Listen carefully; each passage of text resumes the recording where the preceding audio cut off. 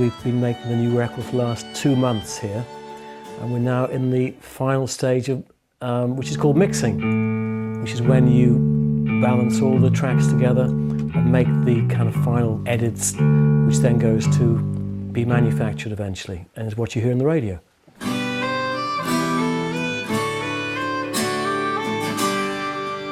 So who's playing that? That's Pete's playing. That's just Pete. Right. Can we hear?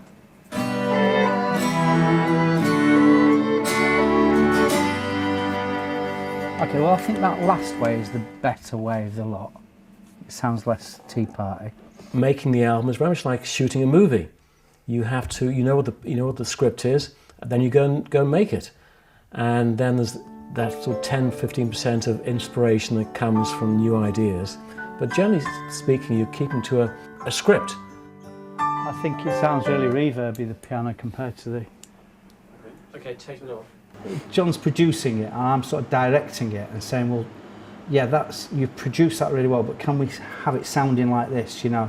And he facilitates that. The band come in and it sounds good, doesn't it? The ooh-oohs, as I said, were a bit too... It's like 30 John Inmans have entered the room, and it wants to be... About 10. Well, it wants to be 10 John Inmans, 10 Liberace's, and 10 the little bloke at Communards. He knows exactly what he wants, and that's fantastic in an artist. That's what you want and need in an artist, is for them to know exactly what they want to hear.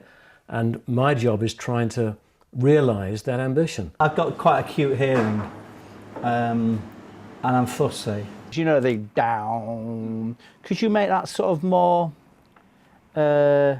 wasp-like? I'm not so draconian as I used to be. With the Beautiful South, I used to sort of like be splitting syllables and saying, well, I like the ball, but I don't like the ox.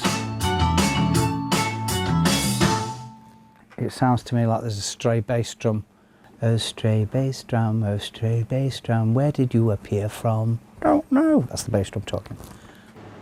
I'm writing a lot at the moment, so a lot of things are coming out of my brain, and it's good. You know, I'm 53 and I'm pleased to be writing, and that's why I was so delighted that last album did well, because I do like people buying my records. Again, it's nothing to do with money or anything like that. I'm financially secure. I want people to hear what I've got to say. Do you know what I mean? As everybody does, you know.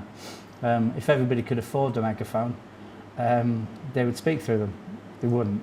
And they're quite cheap anyway, so what am I on about? What are you on about? I don't know.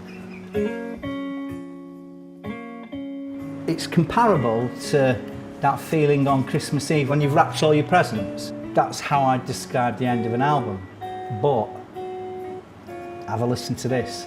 The next day, does Grandma like her woolly socks? Does she fuck?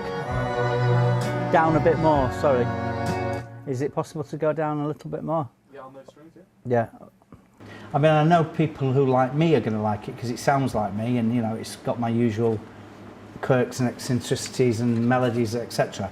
But you know, like radio and etc., you don't know whether people are going to like it. That's all right, isn't it? Paul's made, in his time, he's made some fantastic records. I think all of his records have been great, but I think that this is one of his best.